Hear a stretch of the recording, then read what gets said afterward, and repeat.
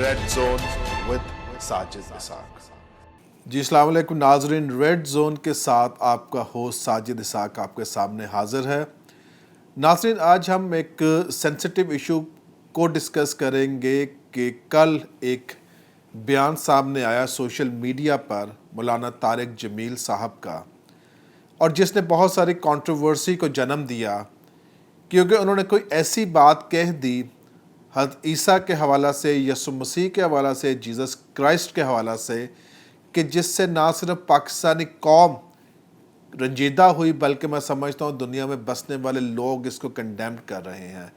کیونکہ یہ حقائق کو جانے بغیر یہ بات کی گئی ہے۔ اور میں چاہوں گا کہ آپ بھی میرے ساتھ دیکھیے اور اس کے اوپر ہم بات کریں گے۔ عیسیٰ علیہ السلام کا گھر نہیں تھا، رات آئی درخت کے نیچے سو گئے۔ ایک رات بارش، کوئی جگہ نہیں ملی، ایک غار نظر پڑا، اندر جانے لگے تو شیر بیٹھا ہوا تھا، تو باہر نکل آئے، کہنے لگے یا اللہ تو نے شیروں کو ٹھکانہ دیا، مریم کے بیٹے کا ٹھکانہ ہی کوئی نہیں۔ تو اس پر اللہ تعالیٰ نے فرمایا، اس پر اللہ نے فرمایا کہ عیسیٰ تیری آج کی رات کے بدلے جنت کی 400 حوروں سے تیری شادی کروں گا اور 1000 سال تیرا ولیمہ کھلاؤں گا۔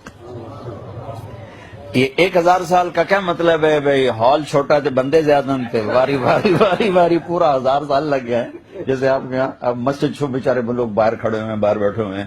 تو اللہ تعالیٰ نے وہ جنت میں جو ہال بنایا وہ چھوٹا تھا تو 1000 سال لگی، واریاں بھگتا بھگتا بھگتا۔ ارے ایسا نہیں ہوگا، اللہ ایک ہی مجلس میں سب جنتی مرد عورتوں کو بٹھا کر پورے 1000 سال کھلائے گا، 1000 سال۔ اب کھانے کی لذت، یہاں پیو تو کھانے کا مزہ نہیں، کھاؤ تو پینے کا مزہ نہیں، جدوں میں کھا لو تو ٹوائلٹ تو کمرے دے وچ بجتے رہو، ٹوائلٹ بجتے رہو۔ میں مانتا ہوں کہ میں خود سے اسکالر نہیں ہوں، مذہبی اسکالر، مگر خدا کا شکر ہے کہ ہم اتنا جانتے ہیں کہ اپنے مذہب کو ڈیفینڈ کر سکتے ہیں۔ سب سے پہلے تو میں یہ بتا دوں کہ میں بذات خود مولانا طارق جمیل صاحب کو پسند کرتا تھا، کیونکہ میں سمجھتا ہوں ایک لبرل تھیولوجی کو ڈسکس کرتے ہیں، ایک اوپن مائنڈڈ مولانا ہے، مگر جب انہوں نے یہ بات کہی ایک ایسی ہستی کے حوالہ سے کہ جس کا ذکر نہ صرف بائبل مقدس میں ملتا ہے بلکہ قرآن مجید میں 25 دفعہ صرف ان کا نام لے کر یہ کہا گیا حضرت عیسیٰ کا، تو میں جیسے کہہ رہا تھا کہ 25 دفعہ قرآن مجید میں حضرت عیسیٰ کے بارے میں ریفرنسز ملتے ہیں ہمیں، اور 48 دفعہ تھرڈ پرسن کے طور پر ان کا نام آیا ہے، اور 35 دفعہ فرسٹ پرسن کے طور پر ان کا نام لے کے بات شروع کی گئی ہے، ورس شروع کی گئی قرآن مجید میں۔ اور اگر دیکھیں تو 93 ایسی آیات ہیں کہ جس میں 187 دفعہ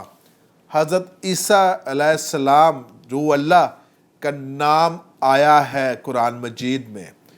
تو میں سمجھتا ہوں جیسے ہم دیکھتے ہیں سورہ مریم میں اس سارے معجزے کا حوال دیکھتے ہیں کہ جس میں سارا بیان کیا گیا کہ حضرت عیسیٰ کس طرح سے معجزانہ طریقے سے ان کا جنم ہوتا ہے، اور جو ہم دیکھتے ہیں کہ دنیا میں سائنس نے بہت ترقی بھی کر لی مگر آج تک اس طرح سے ہم کہتے ہیں کہ نہیں ہو سکا، کیونکہ وہ بغیر باپ کے پیدا ہوئے۔ اور پھر ہم جب آگے جا کے دیکھتے ہیں کہ حضرت عیسیٰ، جو کہ مسلم بہن بھائی ان کو حضرت عیسیٰ کہتے ہیں اور کرسچنز جو ہیں مسیح کہتے ہیں یا کرائسٹ کہتے ہیں، اور ان کا جب ہم زندگی کا ٹائم دیکھتے ہیں کہ انہوں نے 33 سال ٹوٹل لائف ان کی تھی دنیا میں، جس میں سے 30 اور 3 سال اور کریں تو 3 سال انہوں نے جو تھی فل فلیج منسٹری کی، فل فلیج انہوں نے تبلیغ کی، اور اس کے بعد ہم دیکھتے ہیں کہ ان کو کراس پہ لٹکا دیا گیا، اور پھر ہم دیکھتے ہیں کہ وہ 3 دن کے بعد مردوں میں سے زندہ کیے گئے، اور اس کے بعد ہم دیکھتے ہیں کہ وہ آسمان پر زندہ اٹھا لیے گئے، اور پھر ہم یہ بھی دیکھتے ہیں نہ صرف بائبل مقدس میں ان کے سیکنڈ کمنگ کا ذکر ہے بلکہ قرآن مجید خود کہتا ہے کہ انہوں نے واپس آنا ہے اور وہ عادل اور منصف ہوں گے، اور میں بتاؤں کہ صحیح بخاری جو احادیث ہے اس میں لکھا گیا ہے کہ قسم ہے مجھے اس رب کی کہ جس کی مٹھی میں میری جان ہے، کہ جب تک حضرت عیسیٰ روح اللہ تمہارے ہادی اور منصف نہ ہو جائے قیامت نہیں آئے گی۔ تو میں طارق جمیل صاحب جنہوں نے غیر مناسب و غیر سنجیدہ ریمارکس دیے ایک سب سے بڑے مذہب کے فالوور کے پیغمبر کے حوالہ سے، مسلم بہن بھائی جیسے میں نے کہا حضرت عیسیٰ کہتے ہیں، ہم مسیح کہتے ہیں، اور جو دوسرے ہیں وہ کرائسٹ کہتے ہیں، اور قرآن مجید قرآن میں ان کو روح اللہ بھی کہتی ہے، اور یہ بہت جگہ پہ وہاں پہ قرآن میں آیا ہے کہ وہ روح اللہ ہے۔ تو انہوں نے جو الفاظ ان کے لیے استعمال کیے، اور ایک ایسا واقعہ جو میں سمجھتا ہوں من گھڑت واقعہ، اور میں آج کہوں گا طارق جمیل صاحب سے کہ یہ ضرور ہوگا کہ آپ ہمیں اس کا ریفرنس دیں کہ کہاں پر قرآن مجید میں لکھا ہے، کہاں پہ حدیث میں آیا ہے کہ خدا نے نعوذ باللہ خدا نہ کرے ایسا کہا حضرت عیسیٰ سے، روح اللہ سے، کہ آپ کے اس رات کے بدلے میں 400 حوریں جو ہے وہ آپ کو دوں گا اور 1000 سال ولیمہ چلتا رہے گا۔ اور جس طرح کہ انہوں نے زبان استعمال کی طارق جمیل صاحب نے ڈیروگیٹری، اور بعد میں ہنس کے جس طرح سے انہوں نے تمسخر اڑایا اس بات کا، تو ہم مسیحی پاکستان میں رہتے ہوئے اور پوری دنیا کے مسیحی آپ کے اس فعل کو کنڈیمڈ کرتے ہیں، اس فعل کو کنڈیمڈ کرتے ہیں کیونکہ آپ کو حق نہیں پہنچتا کہ کسی کے پیغمبر پر آپ اس طرح کی بات بھی کریں۔ آپ خود آگ لگاتے ہیں، اس طرح کے مولانا آگ لگاتے ہیں، اور یہ چیز میں سمجھتا ہوں کہ پاکستان کے لیے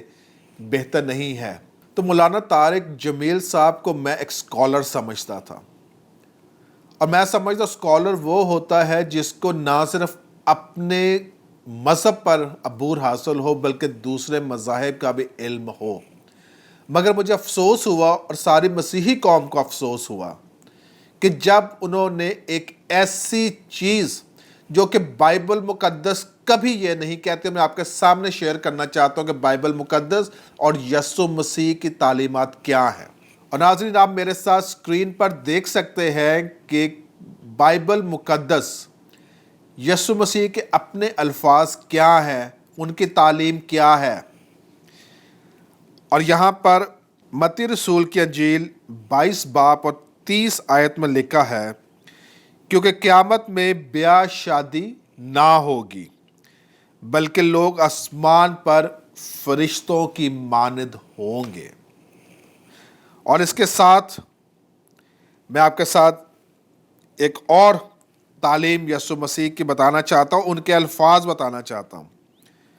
لوکا رسول کی انجیل اس کا 20واں باب اس کی 34ویں آیت میں لکھا ہے، یسوع نے ان سے کہا کہ اس جہان کے فرزندوں میں تو بیاہ شادی ہوتی ہے۔ اور اس کے بعد ناظرین 35ویں آیت کہہ رہی ہے، لیکن جو لوگ اس لائق ٹھہریں گے کہ اس جہان کو حاصل کریں اور مردوں میں سے جی اٹھیں، ان میں بیاہ شادی نہ ہوگی۔ تو یہ ہے تعلیم یسوع کی، یہ ہے تعلیم حضرت عیسیٰ کی۔ اور آگے میں پڑھنا چاہتا ہوں آپ کے ساتھ، اور ناظرین 36ویں آیت کہہ رہی ہے، کیونکہ وہ پھر مرنے کے بھی نہیں، اس لیے کہ فرشتوں کے برابر ہوں گے اور قیامت کے فرزند ہو کر خدا کے بھی فرزند ہوں گے۔ تو یہ ہے طارق جمیل صاحب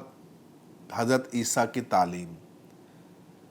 ہمارے مذہب میں کہیں نہیں لکھا ہوا کہ ہمیں حوریں ملیں گی، ہمارے مذہب میں کہیں نہیں لکھا ہوا کہ وہاں پر جنسی تعلق ہوگا، کرسچینٹی میں کہیں نہیں لکھا ہوا کہ وہاں پہ شادی بیاہ ہوگی، وہاں پہ کہیں نہیں لالچ دیا گیا کہ تم اچھے کام کرو گے تو اس میں بدلے تمہیں خواتین یا حوریں ملیں گی۔ تو مہربانی کر کے اپنے اس ذہن کو بھی صاف کر لیجئے، اور دوسری بات یہ ہے کسی کے مذہب کو مت چھیڑیں، اگر آپ کو اس مذہب کے بارے میں تعلیم نہیں ہے، اگر اس کے بارے میں آپ کو علم نہیں ہے، اگر آپ کے پاس کوئی ثبوت ہے تو ضرور آپ لے کے آئیں. اور میں یہاں پر prime minister of Pakistan, chief justice of Pakistan اور منسٹر جو ہے ہمارے ریلیجس افیئرس کے، ان سے میں مطالبہ کرتا ہوں کہ جہاں پر آپ اکاؤنٹیبلٹی کی بات کرتے ہیں تو ایسے علماء حضرات، ایسے مولانا حضرات، ایسے پادری، بشپ جتنے بھی ہیں، میں سمجھتا ہوں پنڈت،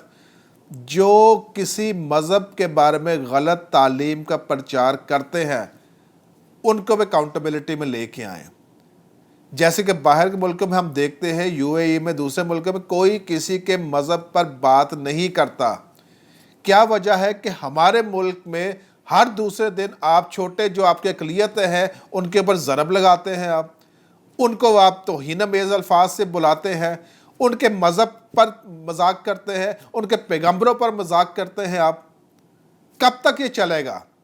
تو میں امید کرتا ہوں پرائم منسٹر صاحب سے، جو انہوں نے دعوے وعدے کیے برابری کے، ان کے تحفظ کے، اور چیف جسٹس آف پاکستان سے بھی، کہ وہ ہمیں انصاف پرووائڈ کریں.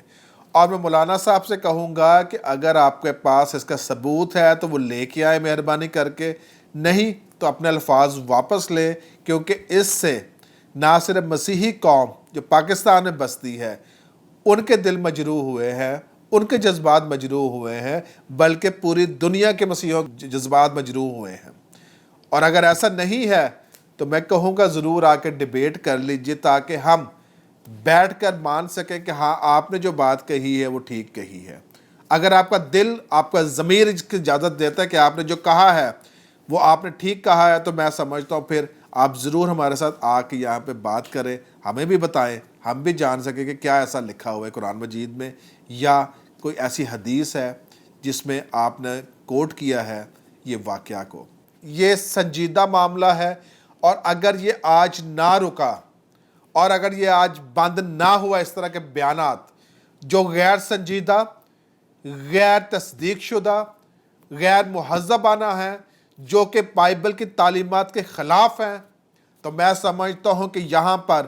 ہمیں اپنے مذہب کا بھی ڈیفینڈ کرنا آتا ہے، ہمیں اپنی کتاب کا بھی ڈیفینڈ کرنا آتا ہے، اور ہمیں اپنے پروفٹ کو بھی ڈیفینڈ کرنا آتا ہے.